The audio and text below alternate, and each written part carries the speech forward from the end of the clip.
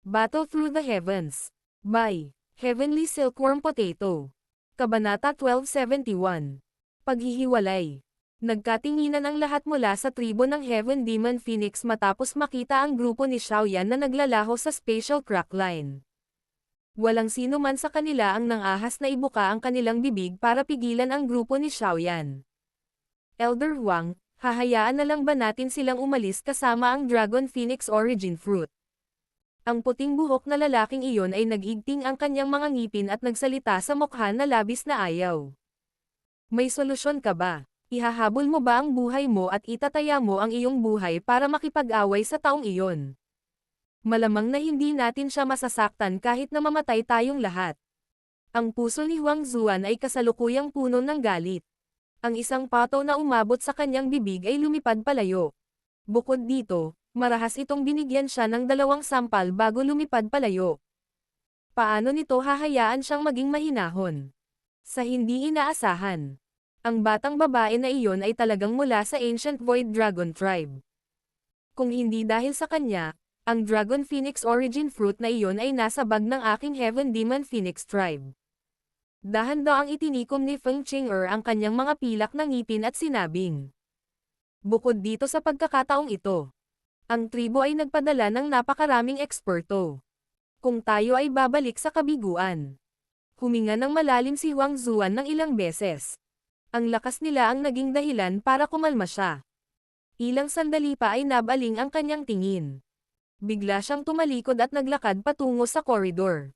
Si Elder Huang. Nagulat ang grupo ni Feng Qing'er nang makita nila ito.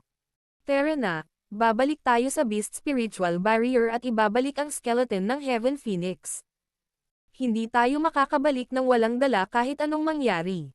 Sa mga bagay na ito, mahaharangan natin ang bibig ng ilang tao, kahit na ito ay kapaki-pakinabang. Malungkot ang ekspresyon ni Huang Zuan. Ikinumpas niya ang kanyang manggas at humakbang patungo sa koridor. Si Feng Qing at ang iba pa sa likod ay maaari lamang sumunod. Ang mga kalansay na iyon ay nakaranas na ng hindi mabilang na bilang ng mga taon. Ito ay naging basura. Ito ay malamang na walang silbi kahit na ibalik nila ito. Madilim at malamig din ang ekspresyon ng matandang multo na si Jai Xing habang pinapanood niya ang mabilis na pag-alis ng mga miyembro ng tribo ng Heaven Demon Phoenix. Ang kanyang mga mata ay tumitig sa lugar kung saan nawala ang grupo ni Xiaoyan at nagsalita sa isang siksik na boses. Xiaoyan, maghintay ka lang. Malapit na tayong magkita muli. Sa oras na iyon, ikaw at ang Falling Star Pavilion ay ganap na mawawasak. Ang matandang multo na si Jai Xing ay tumigil na sa pagtitira pagkatapos ng kanyang masamang boses. Inikat niya ang kanyang katawan at nagmamadaling tinungo ang labasan ng mga labi. Ang espasyo sa tuktok ng bundok na 50 kilometro mula sa Bone Mountain Range ay biglang nagbago. Kaagad, biglang lumitaw ang isang madilim na itim na spatial crack line. Maraming figure ang sumugod mula sa loob nito. Salamat Elder He Qing sa iyong tulong. Itinaas ni Xiaoyan ang kanyang mga kamay patungo sa malakas na malaking lalaki at tumawa pagkatapos melapag ang kanyang mga paa sa tuktok ng bundok. Wala lang. Bago ako umalis, inutusan ako ng mga matatandang iyon mula sa tribo na magpasalamat sa pag-aalaga kay Ziyan sa mga taong ito. Ibabalik sa iyo ng aking Ancient Void Dragon Tribe ang pabor na ito kung magkakaroon tayo ng pagkakataon. Ikinaway ni He Qing ang kanyang kamay at sinabing. Masyadong magalang si Elder He Qing. Itinuturing kong nakababatang kapatid si Ziyan. Ang pag-aalaga sa kanya ay isang bagay na dapat kong gawin. Nagsalita si Xiaoyan sa isang solemn na paraan. Hindi niya alam na magkakaroon ng ganoong status ang huli kapag nakilala niya si Ziyan noon. Sa oras na iyon, lubos niyang naramdaman na ang babaeng ito ay cute at bagay sa kanyang panlasa. Ito ang dahilan kung bakit siya ay lubos na nag-aalaga sa kanya. Medyo espesyal ang katayuan ng babaeng ito. Siya ay napakahalaga sa aking tribo. Kaya't walang masyadong nangyari sa kanya. Ligtas mong madala siya sa Central Plains at pinahintulutan siyang makipag-ugnayan sa tribo. Ito ay maaaring ituring na isang malaking pabor sa amin. Napatingin si He Qing kay Ziyan sa gilid bago umiling at sinabing. Sige. Hindi kita kakausapin tungkol sa ganitong paraan. Heiching dito at Heiching doon. Kahit ako ay naiirita. Sa anumang kaso, ang Ancient Void Dragon Tribe ay babalik sa iyo ng isang pabor sa hinaharap. Ang lugar na ito ay medyo malayo sa Bone Mountain Range. Sa oras na iyon, lahat kayo ay kailangan lamang na tumungo sa silangan at maaari kang umalis sa Beast Region. Gayunpaman, ang tribong ito ay dapat bumalik sa oras na ito. Bakit? Hindi na ako babalik. Hindi gaanong masaya ang lugar na iyon. Ikinunot ni Zian ang kanyang nakayukong kilay. Ipinilig niya ang kanyang ulo na para bang ito ay isang malaking bagay. Walang silbi na sabihin sa akin ito. Sa pagkakataong ito ay isang utos na inilabas ng mga matatandang iyon. Sinabi nila na mayroon kang sapat na kasiyahan. Hindi mo pa nakumpleto ang pamana ng sinaunang dragon. Sa pagkakataong ito, kailangan mong kumpletuhin ang mana bago ka makalabas. Bukod dito, kasalukuyan mong natuklasan ang Dragon Phoenix Origin Fruit. Kailangan mo rin upang mahawakan ang bagay na ito. Sinabi ni Heiching. Ang maliit na mukha ni Zian ay napuno ng kapitan pati na rin ang hindi pagpayag. Sa lakas mo ngayon, ikaw lang ang magiging pasanin niya kung susunod ka sa tabi ni Xiaoyan. Baka mabigatan mo sila hanggang sa mangyari ang hindi inaasahang pangyayari balang araw. Hindi ito isang bagay na ikatutuwa mong makita, tama ba? Nakangiting sabi ni Heiching.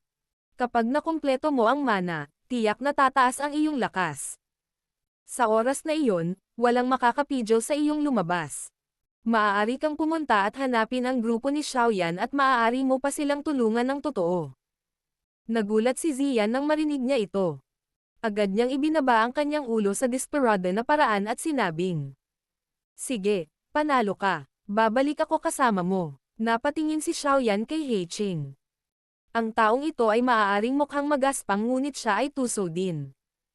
Ang kanyang mga salita ay direktang tumama sa mahinang bahagi ni Zian, dahilan upang wala siyang pagpipilian kundi ang umakyat. Mukhang naramdaman ni Heiching ang iniisip ni Xiaoyan. Ibinuka niya ang kanyang bibig at ngumiti sa kanya. Pagkatapos nito, lumingon ang kanyang tingin kay Xiongzhan at sinabing, dapat umalis din itong malaking tao kasama ko. Ancient Dragon Bear. Noon, isa rin itong tribo na kaanib ng aming Ancient Void Dragon. Sumunod ka sa akin pabalik at makakakuha ka ng malaking halaga ng benepisyo. Hihihi. Makikinig ako sa utos ni Elder Heiching. Sinapo ni Xiongzhan ang kanyang ulo at tumawa sa nakakalokong paraan hindi siya nakagawa ng anumang pagtutol sa harap ng isang matured na Ancient Void Dragon. Kung ganoon, dapat tayong maghiwalay dito. Ikinulong ni Xiaoyan ang kanyang mga kamay at nakangiting sinabi. Zian, dapat kang magsanay ng maayos. Hinaplos ni Little Fairy Doctor ang ulo ni Zian at nakangiting sinabi. Tangulang ng ulo ang naiinis ng huli. Bago ako umalis, dapat kong ipaalala sa iyo na mag-ingat sa Hall of Soul. Sa kasalukuyan, lahat kayo ay maaaring ituring na mga kaaway sa kanila. Dapat kang maging mas maingat. Huwag hayaan ang iyong sarili na mapunta sa kanilang mga kamay. Tumanggo si Heiching, nag-alinlangan sandali at biglang sinabi. Nasa kamay pa rin nila ang aking ama. Kailangan ko siyang iligtas kahit na ano pa. Mahinang sagot ni Xiaoyan. Nagulat si Heiching. Agad siyang tumanggo ng tahimik at sinabing. Kung sakali, hindi na ako magsasabi pa. Magpaalam na tayo rito. Pagkatapos sabihin ito, ang espasyo sa paligid ng Heiching ay naging baluktot. Muling lumitaw ang isang spatial crack line. Tara na. Ikanaway ni Heiching ang kanyang kamay, tumalikod at pumasok sa crack line. Mahigpit na sumunod si Xiongzhan sa likuran. Naglakad si Zian sa masama at pinanood ang grupo ni Xiaoyan na may pag-aatubili. Kinuyam niya ng mahigpit ang maliit niyang kamay at seryosong nagsalita. Xiaoyan, siguradong magiging mas malakas ako sa iyo sa susunod na lalabas ako. Sa oras na iyon, kailangan mong magpino ng mga table tasks para makakain ko araw-araw. Hahaha. Tumawa si Zian sa isang kaibig-ibig at nakakalokong paraan sa pagtatapos. Pagkatapos nito, hindi na siya nananatili. Tumalikod siya at naglakad papunta sa spatial crack line. Ang crack line na iyon ay naglabas ng chi na tunog at mabilis na nawala pagkatapos na pumasok si Ziyan sa spatial crack line. Nakaramdam ng pagkalungkot si Xiaoyan habang pinagmamasdan niya ang lugar kung saan nawala ang grupo ni Ziyan. Sa pagkawala ng maliit na batang babae na ito, lumilitaw na magkakaroon ng mas kaunting kagalakan sa paligid niya. Tara na, ganap na nating nagawa ng matagumpay ang ating misyon sa pagkakataong ito. Ang Soul Baby Fruit ay nasa ating mga kamay. Sa wakas ay may solusyon na sa problema ng kaluluwa ng guro. Matapos madepress saglit, muling inayos ni Xiaoyan ang sarili. Kinaway niya ang kamay at tumawa ng malakas. Pagkatapos nito, tumalon siya at sumugod sa himpapawid, na naging isang sinag ng liwanag na mabilis na tumakas palayo sa Beast Region. Mabilis ding sumunod si Little Fairy Doctor at ang iba pa mula sa likuran. Ang mga nakuha mula sa paglalakbay na ito sa mga sinaunang labi sa pagkakataong ito ay higit na lumampas sa inaasahan ng grupo ni Xiaoyan. Hindi lamang nila matagumpay na nakuha ang Soul Baby Fruit ngunit maswerte pa rin nilang nakuha ang napakamahal na Pilbeast. Kung ang bagay na ito ay inayos ng maayos, maaga o huli ay uusad ito sa tunay na Tier 9 na antas. Sa oras na iyon, talagang magagawa nitong buhayin ang mga tao, baguhin ang kanilang buhay at iba pang hindi maisip na mahiwagang epekto. Siyempre, natural na ang pinakamalaking pakinabang ay ang 3 tadyang na naalis mula sa kalansay ng Daosheng. Itinago ng 3 tadyang iyon ang tunay na Tian class na Dao skill. Gayunpaman, ang kasalukuyang Xiaoyan ay walang oras upang agad itong maintindihan. Mapag-aaralan lang ng mabuti ang lahat kapag bumalik na sila sa Falling Star Pavilion. Sa kasalukuyan, nasaktan nila ang Tribong Heaven Demon Phoenix at ang 9 Serendip Ground Python Tribe, ang dalawang pinakamalaking tribong ito sa loob ng Beast Region. Ang mga paksayon na ito ay nagtataglay ng maraming tainga at mata sa loob ng Beast Region. Kaya naman, ang grupo ni Xiaoyan ay hindi nang ahas na manatili sa lugar na ito ng matagal. Pagkatapos maghiwalay kasama ang grupo ni Heiqing, direkta silang sumugod palabas ng Beast Region sa pamamagitan ng paglalakbay sa magdamag. Sa ganitong mabilis na bilis ng kanilang paglalakbay, ganap na silang umalis sa teritoryo ng Beast Region sa loob lamang ng isang araw. Pagkatapos umalis sa lugar ng Beast Region, nag-isip muna si Xiaoyan ng paraan para maihatid ang ilang impormasyon sa grupo ni Mu Qingluan, na nananatili pa rin sa Beast Region na naghihintay ng balita. Pagkatapos nito, pinangunahan niya ang grupo at naglakbay pabalik sa Falling Star Pavilion. Isang matandang figure ang nakaupo sa isang malaking bato sa tuktok ng bundok sa likod ng Falling Star Pavilion. Medyo nag-ilusyon ang figure ng matanda. Gayunpaman, mayroong isang malawak at malakas na espiritual na presyon na malabong kumakalat mula rito. Walang ibang tao sa loob ng Falling Star Pavilion na ito, maliban kay Yao Lao, ang nagtataglay ng napakalakas na espiritual na lakas.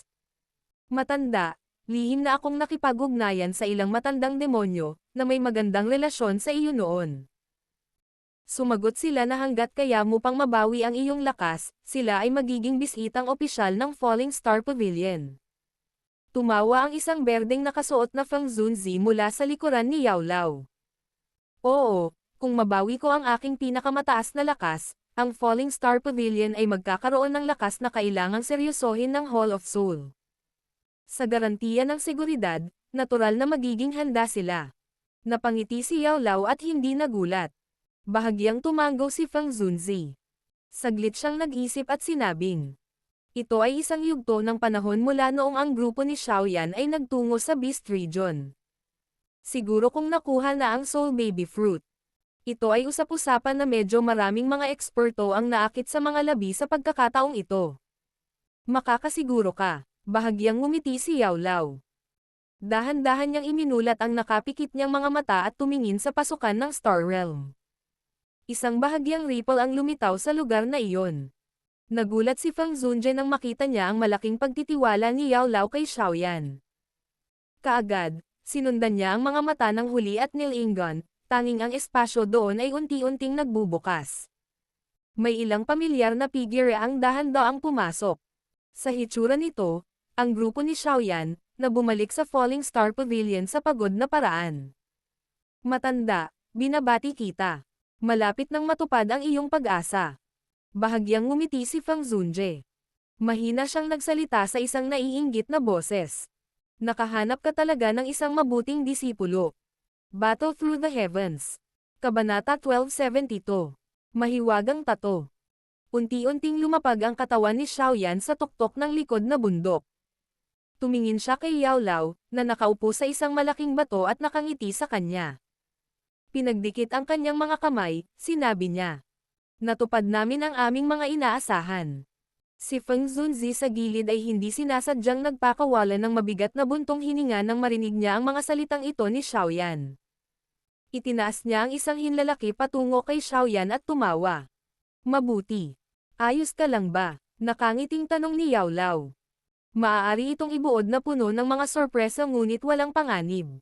Inilahad ni Xiaoyan ang kanyang kamay at ibinubuod ang bagay sa loob ng labi. Ito na naman ang Hall of Soul. Bahagyang tumango si Yao Lao. Isang lamig ang bumalot sa kanyang mga mata. Ngumiti si Xiaoyan.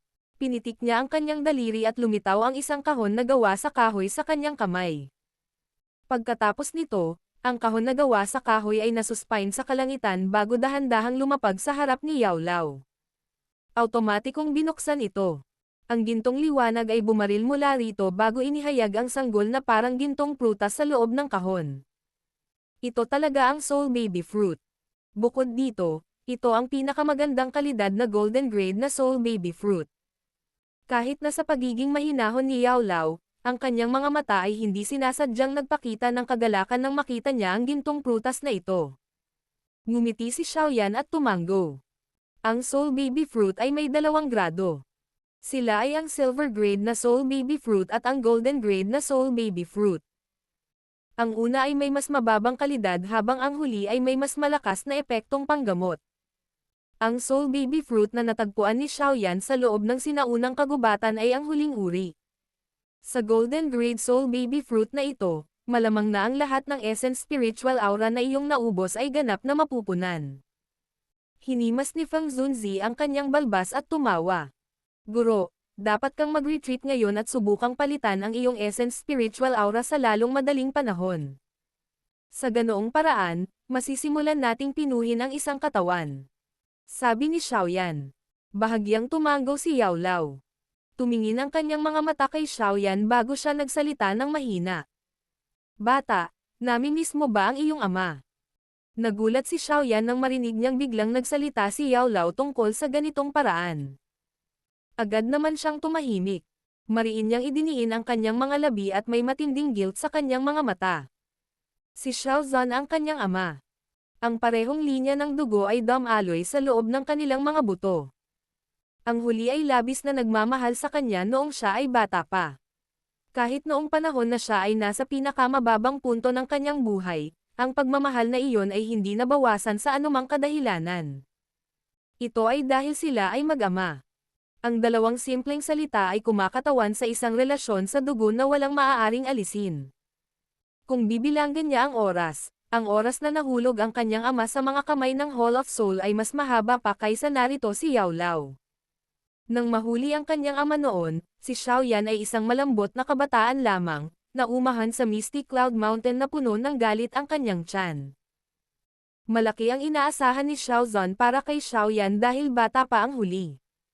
Sa huli ay naniniwala siya na babaguhin ni Xiaoyan ang angkan ng Xiao at hahayaan ang angkan na ito, na patuloy na humihina, na maging tunay na makapangyarihan. Ang kasalukuyang Xiaoyan ay naging isang kilalang top-tier expert sa Central Plains. Sa kanyang lakas ng klase ng Daozun, sapat na para sa kanya na maging isang maalamat na tulad ng pag-iral sa loob ng Jiama Empire.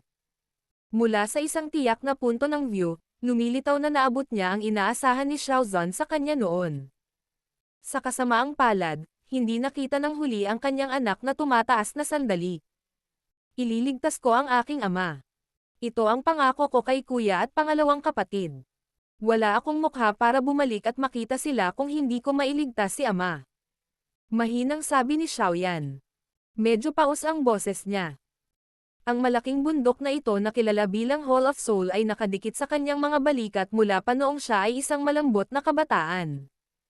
Mabuti na lang at hindi ito naging dahilan ng pagbagsak niya. Sa halip, mabilis siyang lumaki sa ilalim ng ganitong uri ng panggigipit hanggang sa umabot siya sa yugtong ito ngayon. Tutulungan ka ng guro. Kahit na ang kabayaran ay itong lumang buhay ko. Tinapik ni Yao Lao ang balikat ni Xiaoyan at tumawa. Kung alam ng iyong ama na ang maliit na batang lalaki noon ay naging isang malayang eksperto, malamang na siya ay magiging napakasaya. Ngumiti si Xiaoyan. Iminulat niya ang kanyang mga mata at tiniis ang medyo maasim na pakiramdam. Agad niyang tinanong. Alam ba ng guro kung saan nakakulong si tatay sa Central Plains? Wala ito kahit saan sa Central Plains. Umiling si Yao Lao at sinabi. Nagulat si Xiaoyan nang marinig niya ito. Kumunat ang noo niya at nagtanong. Anong ibig mong sabihin? Hindi rin ako sigurado kung bakit lubos na pinahahalagahan ng Hall of Soul ang iyong ama. Mahuhulaan ko lang na dahil ito sa sinaunang Jade na kasama mo. Bahagyang kumunat si Yao Lao at sinabing. Ang Gu Clan ay may Gu Realm habang ang lakas at pundasyon ng Hall of Soul ay hindi mas mababa sa Gu Clan. Guro, ang ibig mong sabihin. Ang Hall of Soul ay maaari ding lumikha ng sarili nilang kaharian. Bahagyang nagulat si Xiaoyan sa sinabi niya. Soul Realm. Malumanay na tumanggo si Yao Lao at mahinang sumagot. Gayunpaman, ang mga ekspertong iyon na nakakaalam sa Soul Realm ay iilan lamang kahit na sa Central Plains. Kung tungkol sa pasukan sa Soul Realm, kahit ako ay hindi alam. Ang aking ama ay nakakulong sa Soul Realm. Tanong ni Xiaoyan sa malalim na boses. Oo, bahagyang humigpit ang kamao sa ilalim ng manggas ni Xiaoyan. Marahang hinaplos ng daliri niya ang storage ring niya. Tahimik na lumitaw sa kanyang kamay ang isang sinaunang jade na may sinaunang aura. Toshi Ancient Gods Jade, ang target ng Hall of Soul. Gayunpaman, hindi ko maisip kung ano ang gamit ng bagay na ito pagkatapos na taglayin ito sa loob ng maraming taon. Maliban sa noong siya ay nagsasanay ng malalim sa ilalim ng tore ng Jianan Academy noon nang ang sinaunang Jade na ito ay nagpakita ng ilang kakaibang aktibidad, hindi na ito lumitaw sa pangalawang pagkakataon kahit na pagkatapos ng maraming taon. Ang pangkat ng Hall of Soul ay napakalaki at misteryoso. Batay sa aking pagsisiyasat, ito ay usap-usapan na ang Hall of Soul ay may isa pang pangalan matagal na ang nakalipas. Yao Lao na bahagyang pinaikit ang kanyang mga mata at mahinang sinabi. Ang clan ng Han. Ang clan ng Han. Nanginginig ang kamay, na ginagamit ni Xiaoyan para hawakan ang sinaunang Jade. Sinabi niya. Maaari ba itong naipasa mula noong sinaunang panahon tulad ng angkan ng Gu? Hindi ako masyadong sigurado tungkol dito. Gayunpaman, ang maliit mong kasintahan ay maaaring may alam ng ilang balita. Umiling si Yao Lao at bumuntong hininga. Habang mas nakipag-ugnayan siya sa Hall of Soul, mas naramdaman niya ang pagiging misteryoso at hindi pangkaraniwan ng paksayon na ito na magkakaugnay sa buong kontinente. Zon Erha. Bahagyang tumanggo si Xiaoyan. Ito lang ang masasabi ko sa iyo. Gayunpaman, anuman ang magiging relasyon sa pagitan mo at ng Hall of Soul, ang guro ay tatayo sa likod mo, kahit na. Kung kailangan kong tayin itong lumang buhay ko. Bahagyang ngumiti si Yao Lao. Tinapik niya ang mga balikat ni Xiaoyan. Pagkatapos nito, hinawakan niya ang kahoy na kahon, inilagay ang kanyang mga kamay sa likod niya at dahan-daang naglakad pababa ng bundok. Nakangiti si Xiaoyan habang pinagmamasdan ang likod ni Yao Lao at Feng Zunzi. Huminga siya ng malalim at tumingin sa langit. Unti-unting sumili ang determinasyon sa kanyang mukha. Ama, gaano man kalakas ang Hall of Soul, ililigtas pa rin kita. Hintayin mo ako. Pinili ni Yao Lao na mabilis na mag-retreat pagkatapos makuha ang Soul Baby Fruit. Tanging kung ang kanyang kakanyahan na espiritual na aura ay napunan muli ay talagang maibabalik niya ang kanyang pinakamataas na lakas. Bukod dito, maaari pa nga siyang magkaroon ng potensyal at pag-asa na makasulong sa klase ng Daosheng sa hinaharap. Matapos mag-retreat si Yao Lao, ang grupong Xiaoyan ay nagpahinga muna ng ilang araw. Si Mu Qingluan at ang iba pa ay nagmamadaling bumalik sa Falling Star Pavilion nitong ilang araw.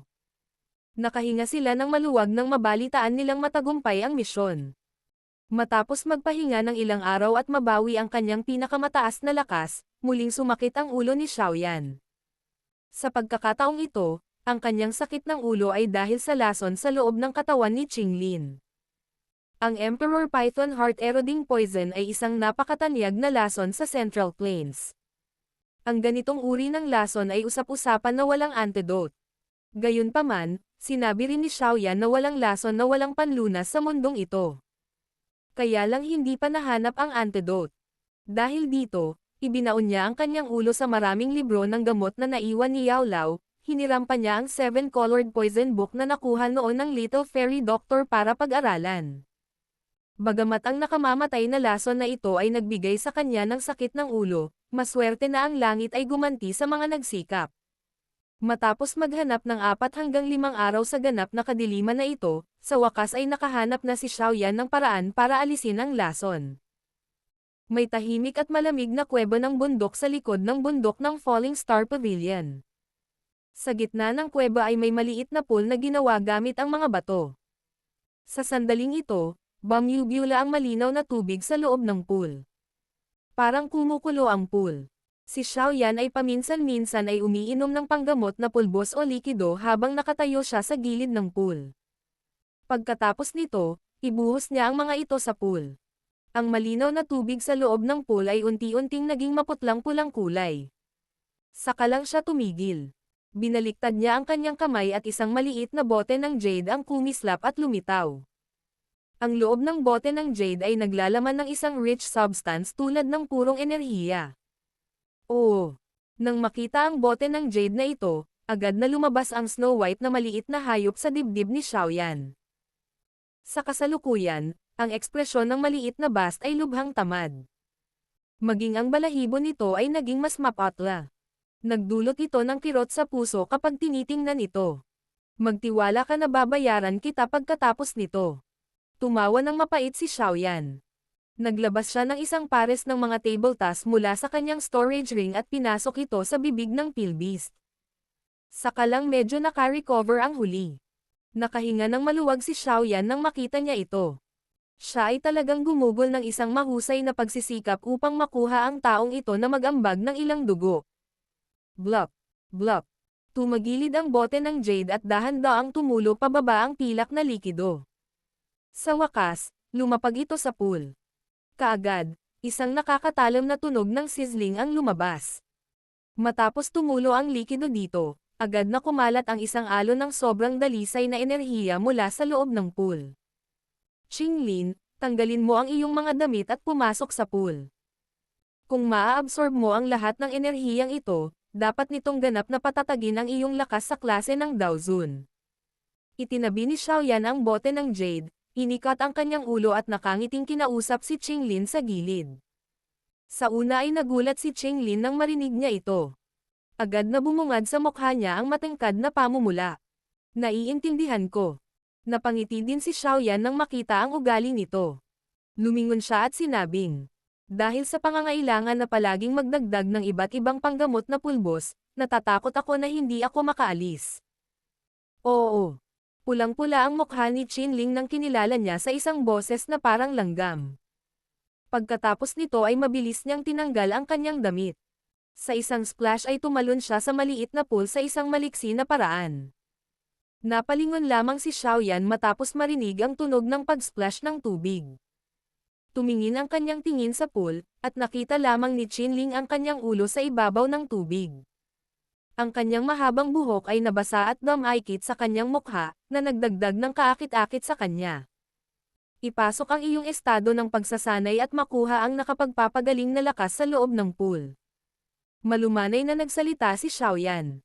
Ang kahihiyan at pagkabalisa sa puso ni Qinling ay unti-unting hangina nang marinig niya ang malambot at banayad na boses ni Xiaoyan. Pinatatag niya ang kanyang isip habang nakapikit ang dalawang mata at dahan-daang pumasok sa kanyang training mode. Bahagyang napangiti si Xiaoyan nang makita niyang matagumpay na nakapasok si Qinling sa kanyang training state. Babangon na sana siya nang biglang dumapo ang kanyang mga mata sa makinis na likod na inilantad ni Qinling sa ibabaw ng tubig. Nang tumaas ang tubig na fog ng pool, malabo ding lumitaw sa kanyang likod ang isang misteryosong tato. Ang tato na ito ay lumitaw na parang isang nakabaon na malaking sawa kung titingnan ito ng mabuti. Gayunpaman, ang malaking sawa na ito ay tila nagtataglay ng 9 na ulo. Sa panahong pinagmamasdan ni Xiaoyan ang misteryosong tato sa isang nakatulala na paraan, ang nakapikit na mga mata ng ahas ng isang ulo ng siyam na ulong ahas ay biglang bumukas sa sandaling ito. Kaagad, isang malupit na pakiramdam ang umusbong sa puso ni Xiaoyan nang walang paunang babala, na naging sanhi ng kanyang mga mata upang agad na maging pula ng dugo. Ho! Naging maingat si Xiaoyan matapos ang kalupitan ay lumitaw sa isang iglap. Mabilis na napaatras ang kanyang katawan at nagmamadali ring umiwas ang kanyang mga mata sa tato na iyon. Unti-unting bumalik sa normal ang mga mata ni Xiaoyan matapos ilihis ang kanyang mga mata. Marahan niyang nilunok ang isang subo ng laway. Napuno ng pagkabigla ang kanyang puso. Bakit nagkaroon ng napakabangis na bagay sa katawan ni Qinglin? Battle Through the Heavens. Kabanata 1273. Ancient Heaven Serpent. Sa wakas ay nakahinga ng maluwag si Xiaoyan habang unti-unting nawawala ang brutal na pakiramdam sa loob ng kanyang puso. Saglit siyang nag-alinlangan bago muling lumingon ang kanyang mga mata sa likuran ni Qinglin. Sa pagkakataong ito, gayunpaman, mas naging maingat siya. Isinara niya ang kanyang isipan at dahan-daang kumalat ang isang lilang kayumangging apoy mula sa loob ng kanyang katawan. Bahagyang nakita rin ang misteryosong tato sa makinis na likod ni Qinglin sa loob ng mahinang pagtaas ng mainit na fog ng pool. Muling ipinikit ang mga mata ng ahas na may siyam na ulo. Sa makatuwid, ang uri ng hindi inaasahang pagbabago mula noong una ay hindi na muling lumitaw. Bahagyang itinaas ni Xiaoyan ang kanyang mga kilay. Itinoon niya ng pansin ang misteryosong tato. Ang tato ay dapat na medyo malaki dahil isang bahagi lamang ng katawan ng siyam na ulo ng ahas ang nahayag sa ibabaw ng tubig. Malinaw na nasa ilalim pa rin ng tubig ang kulot nitong katawan. Nakatuon si Xiaoyan sa misteryosong ahas na may siyam na ulo. Ang kanyang puso ay tila nagwawala. Hindi pa siya nakarinig ng magical beast na may ganoong hugis sa kasalukuyang kontinenteng ito.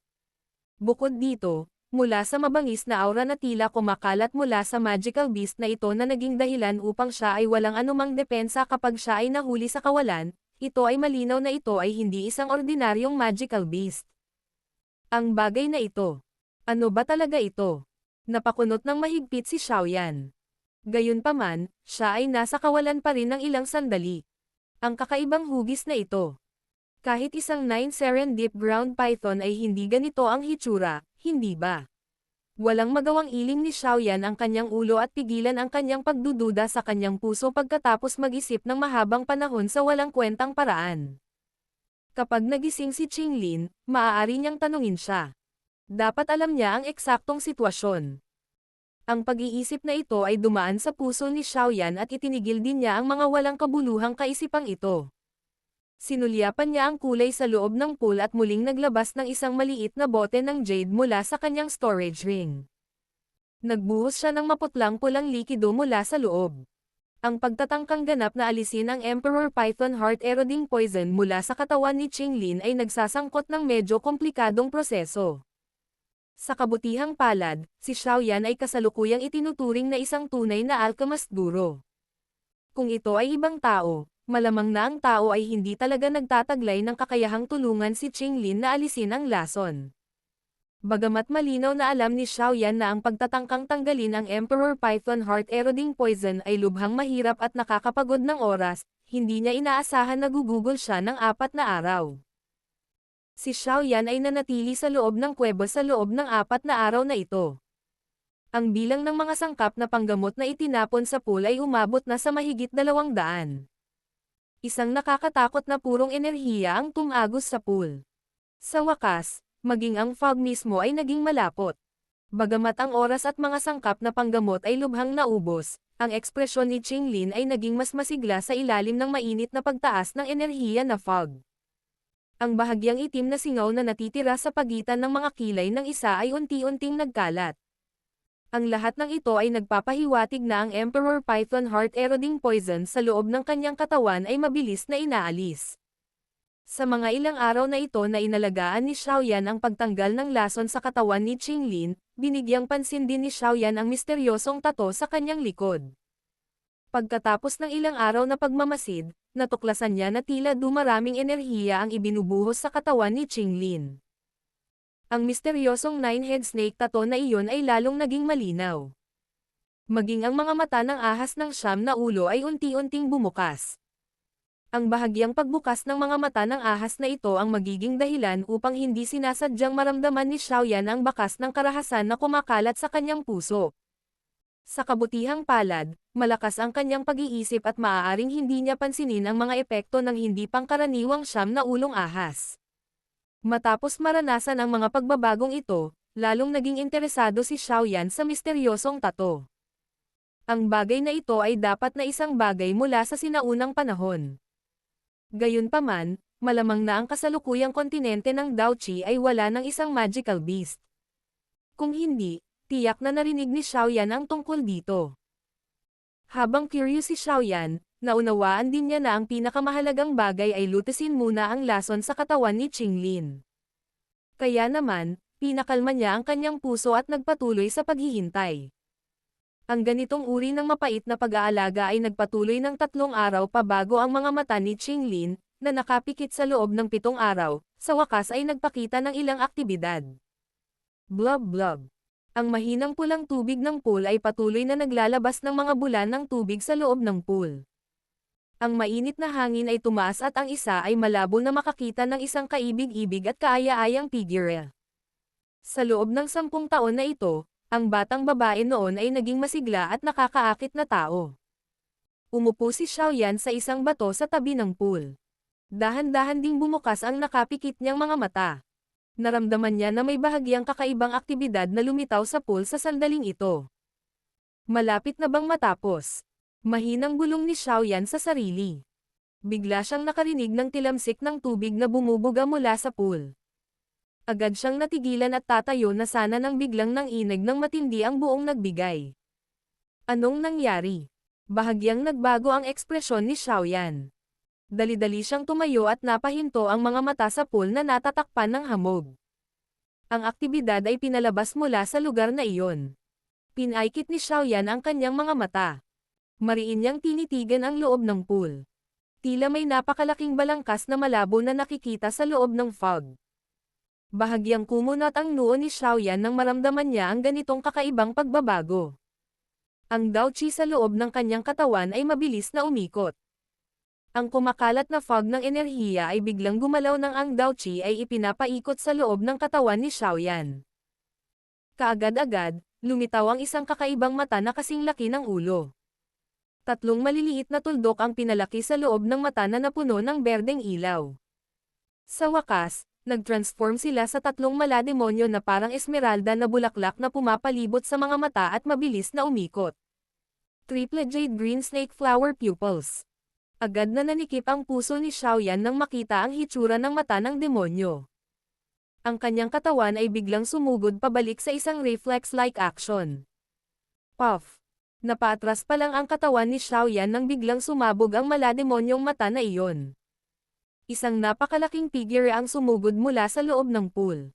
Tumalon ito patungo kay Xiaoyan ng parang kidlat na bilis. Agad na langhap ni Xiaoyan ang malamig na hangin habang tinitignan ang napakalaking figure na sumulpat. Isa itong napakalaking ahas na nagtataglay ng 9 na ulo ng mabagsik na ahas. Ang katawan ng ulo ng ahas ay madilim na pula ang kulay. Ito ay parang sariwang dugo na nalatak sa hindi mabilang na bilang ng mga taon. Sa isang sulyap, kumalat mula rito ang isang mabangis na aura na mahirap ilarawan. Ipinilig ng napakalaking ahas ang 9 nitong mabangis na ulo. Ang 18 malademonyong mata ng ulo ng ahas ay talagang naging pula ng dugo sa mga sandaling ito. Higit pa rito, ang pinakamisteryosong bagay ay ang loob ng mga pulang mata na ito ay kapareho ng Triple Jade Green Snake Flower Pupils na ginamit ni Qinglin. Si Xiaoyan ay may sensinang nakatutok sa 9 na ulo na ahas na sumabog ng paputok sa kanya. Namilog ang kanyang mga mata. Pagkaraan ng ilang sandali, bigla siyang sumigaw ng mahigpit ng susugod na ang ahas sa kanyang katawan. Qinglin. Ang sigaw na ito ni Xiaoyan ay sinabayan ng Daochi. Para lang itong kulog na sumabog sa loob ng kuweba na naging sanhi ng malakas na pagyanig ng kuweba. Ang napakalaking katawan ng 9 na ulong ahas ay nanginig din sa sigaw na ito. Isang nagpupumiglas na ekspresyon ang biglang lumitaw sa loob ng pulang dugo nitong mga mata. Ilang sandali pa, ang pamumula ng dugo ay talagang mabilis na nawala. Isang emerald green na kulay ang dahan-daang nakabawi. She. Kasunod ng paglitaw ng kulay berdeng jade na iyon, ang napakalaking katawan ng siyam na ulong ahas ay biglang pumutok sa isang alon ng malakas na kinang. Mabilis ding lumiit ang katawan nito. Agad itong nag-transform sa isang maliit na katawan na marahas na nahulog mula sa himpapawid. Nag-flash ang katawan ni Xiaoyan nang makita niyang bumagsak ang katawan ni Qinglin. Hinawakan niya ang maliit na baywang ni Qinglin. Ang malambot na walang buto na pakiramdam na iyon ay naging sanhi ng bahagyang pag-iiba ng kanyang puso. Nagmamadali niyang pinakalma ang kanyang isip bago tumingin kay Qinglin, na naliligaw na nagising, at sinabing, "Ayos ka lang ba?" Si Qinglin, na dahan-daang nagmulat ng kanyang mga mata, ay tumingin kay Xiaoyan, na malapit lang. Nagulat siya noong una. Ang pakiramdam na naililipat mula sa kanyang katawan ay naging sanhi ng pamumula ng kanyang mukha sa tunog ng kalabog. Nagmamadali siyang tumakas mula sa kamay ni Xiaoyan at nagtago sa likod ng isang halijing bato na may isang flash. Hindi sinasadyang napahawak si Xiaoyan sa kanyang ilong nang marinig niya ang shuffling sound na ibinuga mula sa likod ng halijing bato. Nakaramdam siya ng kaunting hiya. Pagkatapos lamang maisuot ni Qinglin ang kanyang damit ay lumabas siya mula sa likod ng halijing bato na may namumula na mukha. Tuyong umubo si Xiaoyan nang makita niya ang nagninangas na pulang tainga nito. Nagmamadali niyang tanong na may seryosong ekspresyon. Ano ang nangyari noon? Ang bagay na iyon. Nagulat si Qinglin nang marinig niya ito, kaagad, pinag-cross niya ang kanyang maliliit na kamay at nahihiyang nagsalita. Iyon ang kaluluwa ng Ancient Heaven Serpent. Ancient Heaven Serpent. Natigilan si Xiaoyan. Narinig niya ang tungkol sa Ancient Heaven Serpent. Nabalitaan na isa ito sa mga ninuno ng sinaunang ahas na magical beast. Taglay nito ang kakayahang wasakin ang mundo. Nabalitaan na ito ay isang magical beast na maaaring isaalang-alang sa parehong antas ng Ancient Heaven Phoenix.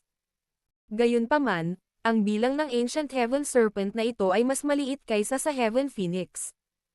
Kaya naman, ito ay extinct mula pa noong sinaunang panahon. Mas kaunting kailangang banggitin ang tungkol dito ngayon. Hindi tama iyan. Naaalala ko na ang mga sinaunang aklat ay hindi binanggit na ang Ancient Heaven Serpent na ito ay nagtataglay ng siyam na ulo. Ito ay isang mutated na Ancient Heaven Serpent. Hindi ko rin alam kung bakit ganito. Nang makarating ako sa Central Plains noon, hindi sinasadyang nakapasok ako sa isang sinaunang bulubundukin at nakita ko ang balangkas ng isang Ancient Heaven Serpent. Sa aking pagtataka, ginamit ko ang triple jade green snake flower pupils. Paano ko aasahan na talagang tatawag ako ng isang espiritual na katawan? Ang maliit na mukha ni Qinglin ay mapait habang sinabi niya. Napakahirap paamuhin ang bagay na ito.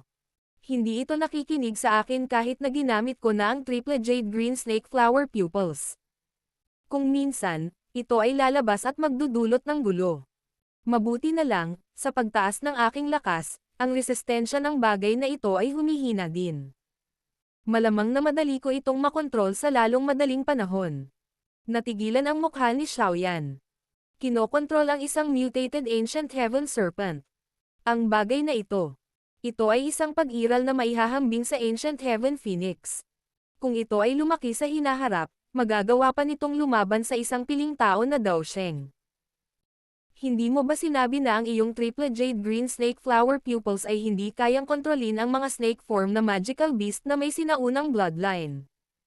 Kung ang Ancient Heaven Serpent na ito ay nagtataglay ng katawan, hindi ko talaga ito makokontrol. Gayunpaman, ang taong ito ay isang espiritu lamang. At saka, hindi ako ang nagkusa na kontrolin ito. Sa halip, nais nitong manatili sa akin. Walang magawa si Qinglin.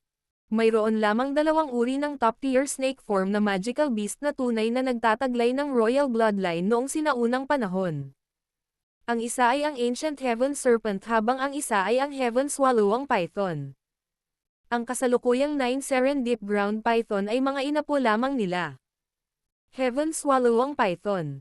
Halos agad na tumaas ang kilay ni Xiaoyan nang marinig niya ang pangalang ito. Mukhang naalala niya na pagkatapos ng ebolusyon ni Kailin, siya ay tila isang seven-colored heaven swallow ang python. Ang lason sa loob ng iyong katawan ay dapat na nalutas na. Umiling si Xiaoyan, sumulyap kay Qinglin at nagtanong. Tumanggo si Qinglin. Nakangiti niyang sinabi. Sa kasalukuyan, ang lakas ko ay umabot na rin sa isang one-star daw zone. Kung gagamitin ko ang triple jade green snake flower pupils, malamang na makokontrol ko ang isang snake form na magical beast na umabot sa lakas ng 4-star daw zone. Hindi sinasadyang umiling si Xiaoyan nang marinig niya ito. Masyado talagang nakakatakot ang triple jade green snake flower pupils ng babaeng ito. Kahit na hindi binanggit ang kakayahan nitong kontrolin ang snake form na magical beast, ang maayos na pagkontrol sa espiritu ng Ancient Heaven Serpent na iyon ng mag-isa sa hinaharap ay tiyak na lubos na magpapalakas sa kanyang lakas sa pakikipaglaban. Dahil nalutas na ang lason, umalis na tayo. Ikinaway ni Xiaoyan ang kanyang kamay. Inikat niya ang kanyang katawan at naglakad patungo sa labasan ng kuweba. Dahil nalutas na ang problema ni Qinglin, oras na dapat para simulan ang pagpino ng katawan para kay Yao Lao. Battle Through the Heavens. Kabanata 1274. Tian Class Dao Techniques. Umupo si Yao Lao sa upuan ng pinuno sa maluwag na malaking bulwagan. Nakapikit ang kanyang mga mata. Ang malawak at makapangyarihang espiritual na lakas ay nag-vibrate sa paligid ng kanyang katawan, na naging sanhi ng bahagyang pagbaluktot sa paligid. Ang kasalukuyang Yao Lao ay maaaring walang mas malaking espiritual na lakas kaysa dati, ngunit ang pabago-bagong espiritual na lakas ay nagbigay sa isang tao ng pakiramdam na puno ng buhay. Lumilitaw na parang nagtataglay ito ng mas higit na kasiglahan kaysa sa espiritual na lakas ng nakaraan. Guro, posible bang mapunan mo ang iyong essence spiritual aura? Si Xiaoyan, na nakatanggap ng balita, ay nagmamadaling pumasok sa malaking bulwagan. Sumulyap ang kanyang mga mata kay Yao Lao sa upuan ng pinuno.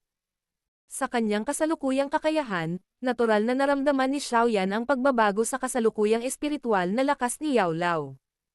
Agad naman siyang nagsalita sa masayang paraan.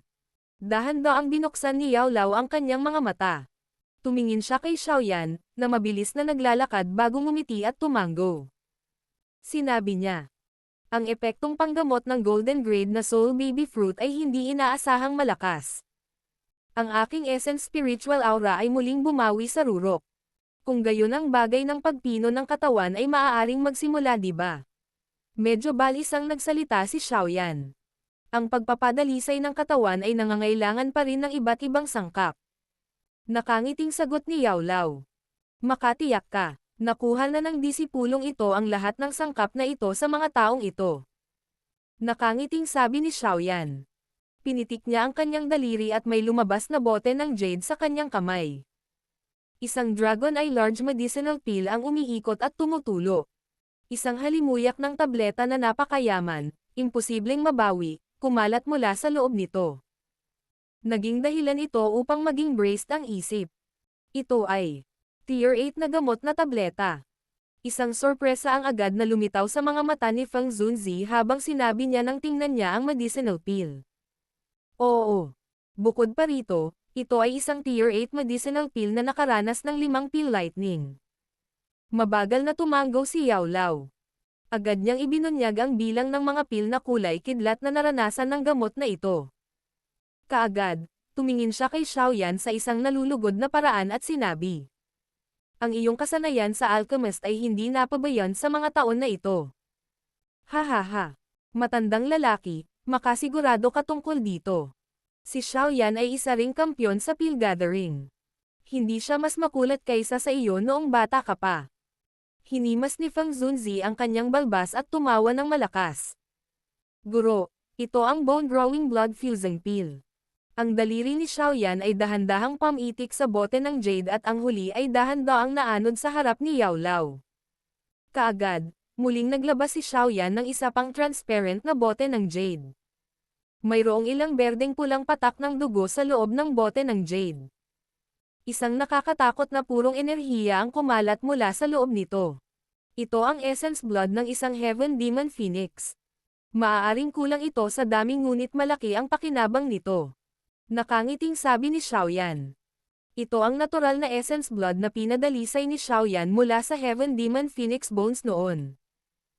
Tungkol sa isang kalansay, mayroon akong isa na kabilang sa pinakamataas na klase ng Daozang. Random na winagaway ni Xiaoyan ang kanyang kamay. Isang bangkay na nakatatak sa yelo ang lumitaw sa loob ng malaking bulwagan. Ang tanging isa sa tatlong sangkap na ito na hindi nasiyahan kay Xiaoyan ay ang balangkas na ito.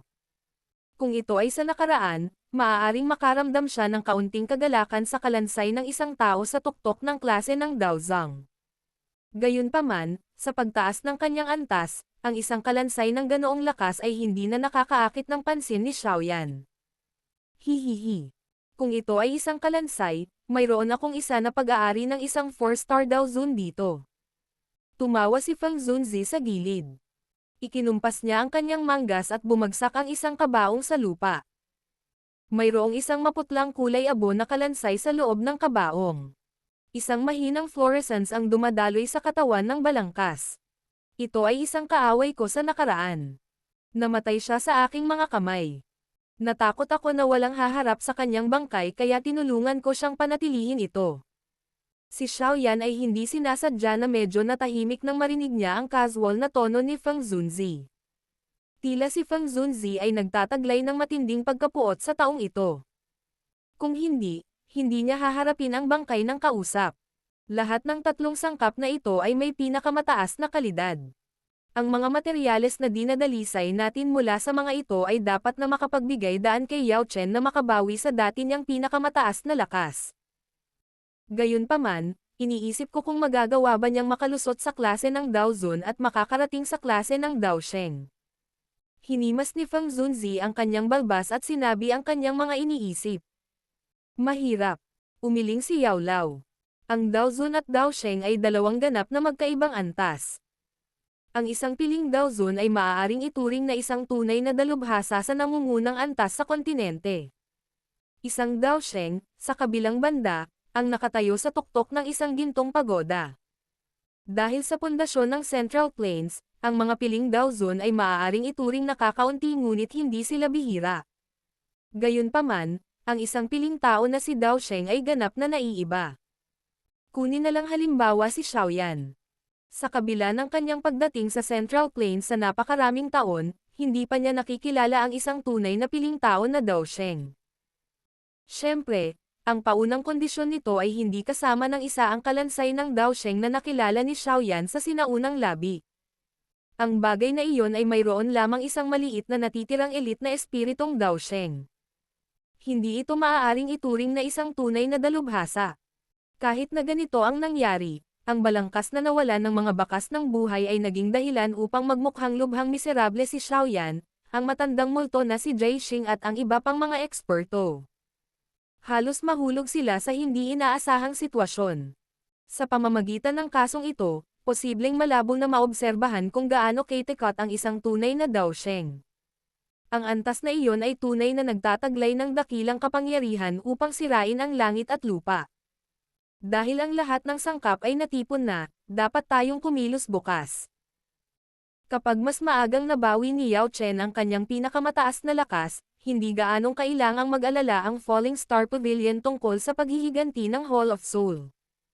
Nawasak ang isang branch hall ng Hall of Soul at sinamantala ito sa loob ng mga sinaunang labi. Dahil sa paraan ng paggawa ng Hall of Soul, tiyak na hindi ito madaling lunukan ang ganoong malaking kawalan. Inihayag ni Feng Zunzi ang kanyang iniisip. Oo. Tumanggaw sina Xiaoyan at Yao Lao. Sa kasalukuyan, maaaring mukhang kalmado ang lahat ngunit malinaw na ito ang kalmado bago ang bagyo. Matapos magdesisyon kasama si Yao Lao sa oras upang pinuhin ang isang katawan, bumalik si Xiaoyan sa kanyang kwarto dahil sa ito ay huli na. Pagbalik niya sa kanyang silid, umupo siya sa kama at nag-isip sandali. Binaliktad niya ang kamay at lumitaw ang tatlong jade white ribs sa palad niya. Ang tatlong tadyang ay natural na napunit ni Xiaoyan mula sa balangkas. Sa loob nito itinago ang mga sikreto ng klase ng Tian na Dao Technique. Gayunpaman, mula nang bumalik siya sa Falling Star Pavilion, hindi pa niya ito napagmamasdan ng mabuti dahil sa kanyang abala sa pag-alis ng lason mula kay Qinglin. Matapos marinig na binanggit ni Feng Zunzi ang usapin ng Hall of Soul na naghihiganti sa lalong madaling panahon, ang kanyang puso ay medyo na-pressure din. Kapag nahaharap sa napakalaking paksayon, kailangan niyang itaas ang sarili niyang lakas sa pakikipaglaban. Ang pinakamahusay na paraan upang itaas ang lakas ng pakikipaglaban ay natural na magsanay ng mataas na klase ng Dao Techniques. Ang maalamat na Tian class na Dao Technique ay napakalakas.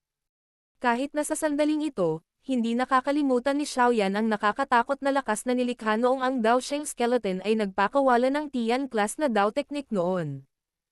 Nanlamig ang mga tadyang nang pumasok ito sa mga kamay ni Xiaoyan. Hindi ito nagtataglay ng uri ng magaspang na pakiramdam ng isang buto. Sa halip, ito ay tila isang perpektong jade kapag hinawakan ito ng isa, lumilitaw na makinis at cool, na nagbibigay sa isa ng napakagandang pakiramdam. Ang mga tadyang ay natatakpan ng maliliit na misteryosong mga karakter. Ang mga karakter na ito ay hindi pangkaraniwang misteryoso. Nagbigay ito sa isa ng malabong pakiramdam. Maingat na pinagmasdan ni Xiaoyan ang tatlong tadyang ng detalyado. Naalala niya ang mga mahiwagang karakter na iyon sa kanyang isipan ngunit hindi niya matukoy ang mga ito. Mukhang hindi mabubuksan ng ordinaryong paraan ang mga tadyang ito. Baka sa mukha ni Xiaoyan ang malalim na pag-iisip. Ilang sandali pa, marahan niyang inilagay ang mga tadyang sa kanyang noo. Lumaganap ang espiritual na lakas. Gayunpaman, direkta itong naaninag pabalik ng hawakan nito ang mga tadyang. Agad namang nagulat si Xiaoyan bago siya nakahinga ng maluwag. Mayroong talagang selyo sa ibabaw ng buto. Naikuyom ni Xiaoyan ang kanyang kamay pagkatapos niyang isipin ito. Kulot at bumangon mula sa kanyang palad ang purpura kayumangging apoy. Pagkatapos nito, binalot nito ang tatlong puting tadyang na malajade. Ang isang nakakatakot na temperatura ay mabilis na naging sanhi ng pagkatuyo ng hangin sa loob ng silid. Sizzle! Sizzle! Ang nakakatakot na apoy ay nakakabaliw na inihaw ang buto. Gayunpaman, ang tila mahinang buto na ito ay hindi gumalaw kahit kaunti. Hindi man lang nagbago ang kulay nito. Hindi nagulat si Xiaoyan sa sitwasyong ito. Kung napakadaling basagin ang isang selyo na inilagay ng isang elite na Dao Sheng, ito ay magmumukhang parang laro ng bata. Napanatili ni Xiaoyan ang kalmadong kalagayan. Tuloy-tuloy niyang pinahintulutan ang 3,000 Lotus Heart Flame na magpatuloy sa pag-ihaw ng tatlong tadyang. Dahan-dahan niyang ipinikit ang kanyang mga mata at diretsyong pumasok sa kanyang training mode. Ang lilang kayumangging apoy ay nag-alab ng husto sa loob ng silid. Ang tatlong tadyang sa loob nito ay malabo ding nagbuga ng mahinang kinang. Ang pag-ihaw na ito ay nagpatuloy mula sa gabi hanggang sa huli ng gabi, na tumatagal ng halos 10 oras. Sa ilalim ng nakatutuwang pagsunog ng 3,000 Lotus Heart Flame, unti-unting nagbago ang tatlong tadyang. Ang uri ng jade white na kulay ay dahan-dahan ding naging mapatla. Pinalitan ito ng isang uri ng malalim na madilim na gininto ang kulay. Kung titingnang mabuti, makikita ang isang kakaibang alon na tahimik na kumakalat sa ilalim ng gintong liwanag. Shi. Isang kakaibang tunog ng umaagos na likido ang biglang lumabas sa loob ng tahimik na silid. Ang mahigpit na nakapikit na mga mata ni Xiaoyan ay dahan-dahan ding bumukas sa sandaling ito. Tumingin ang kanyang mga mata sa apoy sa kanyang harapan bago siya nagulat. Ang apoy sa sandaling ito ay wala ng anumang bakas ng mga tadyang sa loob. Isang kakaibang dark golden liquid na lang ang natira. Unti-unting dumaloy ang likido sa loob ng apoy. Ito ay tila nagtataglay ng sarili nitong katalinuhan at paminsan-minsan ay nagtitipon sa iba't ibang kakaibang hugis. Ganito ba ang paraan pagkatapos mabuksan ang selyo? Mahinang ungol ni Xiaoyan. Saglit siyang nag-alinlangan bago lumanghap ng malalim na medyo tuyong hangin. Marahang inabot ang kamay niya. Pagkatapos nito, umabot ito sa apoy at huminto sandali. Sa wakas, isang daliri ang ipinasok sa madilim na gintong likido. Sizzle! Sizzle! Ang daliri ni Xiaoyan ay ipinasok sa likido at nagkaroon ng pagbabago. Nakikita ng isa ang likidong biglang kumikislap ng matindi. Pagkatapos nito, mariing pinaikot nito ang daliri ni Xiaoyan. Pinulupot nito ang buong kamay niya sa isang iglap. Hiss! Ang madilim na gintong likido ay nakapulupot sa kanang kamay ni Xiaoyan. Isang matinding sakit na hindi napigilan ang biglang nalipat mula sa kanyang palad. Naging sanhi ito ng pagkibot ng mukha ni Xiaoyan. Matapos mabalot ng maitim na gintong likido, ang kanyang kamay ay nagsimulang gumalaw ng kakaiba. Ang tunog ng pagdiin ng buto na ibinuga rin. Malapit nang mapilayan ang kamay ko. Lalong tumindi ang pagpisil ng pakiramdam. Nang maisip ni Xiaoyan na pipigain ang kanyang kamay hanggang sa maputol ito, biglang tumigil ang matinding sakit. Ang maitim na gintong likido ay umagos din sa kanyang kamay na parang tubig baha at mabilis na nawala. Si Xiaoyan ay walang oras na masindak sa kakaibang eksenang ito bago biglang umiling ang kanyang ulo sa sandaling ito. Isang gintong liwanag ang malabong bumungad sa kanyang mga mata. Isang mababa at malalim na ungol ang lumabas din sa kanyang bibig. Ito ay Great Heaven Creation Palm. Battle Through the Heavens. Kabanata 1275. Saint Zhao Hua. Bang! Isang pagsabog ang umalangaw-ngaw sa isipan ni Xiaoyan. Nanginginig din ng husto ang kanyang kaluluwa sa mga sandaling ito. Kaagad, unti-unting nanlabo ang kanyang tingin. Sa oras na gumaling siya, natuklasan niya na nasa loob siya ng isang mahiwagang kaharian. Ang espasyong ito ay hindi masyadong malaki at wala ring kahit katiting na puwersa ng buhay sa loob ng walang laman na espasyong ito. Bahagyang umikot ang mga mata ni Xiaoyan. Pagkatapos nito, bigla silang tumigil sa isang tiyak na lugar sa bakanteng espasyo. Isang napaka-ordinaryong figure ang nakatayo habang nasa likod niya ang kanyang mga kamay sa lugar na iyon. Si Xiaoyan ay karaniwang hindi nakakaramdam ng kahit katiting na aura o bakas ng Dao Qi mula sa katawan na iyon. Ang ugali na iyon ay parang isa lamang siyang normal na tao. Gayunpaman, ang pakiramdam na ito na nakuha niya mula sa kanyang paningin ay naging dahilan upang ang puso ni Xiaoyan ay lalong naging libingan. Paano maaaring lumitaw ang isang ordinaryong tao sa ganitong uri ng misteryosong lugar? Kung nahulaan niya ng tama, ang figure na ito ay dapat na ang tunay na may-ari ng labi. Ang lugar na ito ay dapat na isang memory space na nakatago sa loob ng Dao Technique. Ang figure na ito ay hindi rin isang tunay na elite na Dao Sheng. Sa halip, ito ay isang memory fragment lamang ng kanyang. Nahulog sa malalim na pag-iisip si Xiaoyan habang nakatingin sa figure. Sa kanyang kasalukuyang karanasan, natural na hindi siya magugulat. Matapos mag-isip ng ilang sandali, malinaw niyang naunawaan ang background ng figure ng tao na ito. Ito ay tulad ng inaasahan ni Xiaoyan. Ang figurang ito ay hindi tumingin kay Xiaoyan. Di nagtagal pagkatapos na pumasok ang huli sa kaharian na ito, isang mahinahong tubig na parang boses ang dahan-daang umalangaw-ngaw sa loob ng espasyong ito. Great Heaven Creation Palm, Tian Class Low Level Dao Technique. Ito ay nilikha ng santo na ito sa pamamagitan ng paggamit ng lahat ng aking lakas upang pagsamahin ang 100 Dao Techniques. Ang palm technique na ito ay binibigyang pansin ang kahulugan ng paglikha. Gamit ang palad upang basagin ang langit at lakas upang basagin ang lahat. Lalong lumiwanag ang mga mata ni Xiaoyan nang marinig niya ang mahinahong boses na iyon na tila nagsasalita sa sarili. Tian Class Dao Technique, higit sa karaniwan at nahihigitin ng isang santo. Sa pagkakaroon ng kakayahang makuha ang lihim na itinago ng santo na ito sa mga buto, maaari kang ituring na isang taong may kaugnayan. Dahil nakuha mo na ang mga buto, ang iyong kamay ay dapat na pinuhin ng laway ng gininto ang espiritu. Tandaan, ang Great Heaven Creation Palm ay maaari lamang matagumpay na magamit ng isang kamay na nakasalubong, tiyak na na-refine. Nagulat si Xiaoyan nang marinig niya ito. Agad siyang nahulog sa malalim na pag-iisip. Ang matinding sakit na iyon mula kanina ay talagang ang tinatawag na Golden Spirit na laway na nagpapadalisay sa sariling palad. Talagang karapat-dapat itong maging isang Tian Class na Dao Techniques. Ito ay talagang nangangailangan ng prosesong ito upang makakuha ng kompletong mana. Napailing si Xiaoyan sa gulat.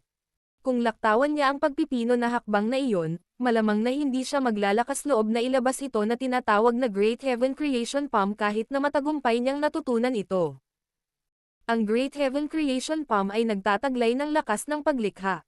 Matapos ang mahinahong boses na iyon ay dahan-daang tumunog, isang mahinang liwanag ang biglang sumabog mula sa katawan ng figure.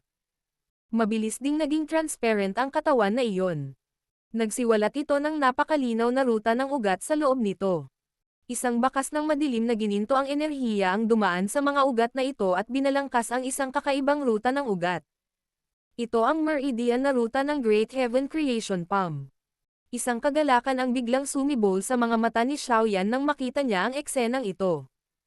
Nagmamadali niyang itinoon ang kanyang isip at mariing inalala ang ruta ng enerhiya sa loob ng kanyang isipan. Ang ruta ng ugat na iyon ay pinaikot ng ilang beses bago ito dahan-daang nawala.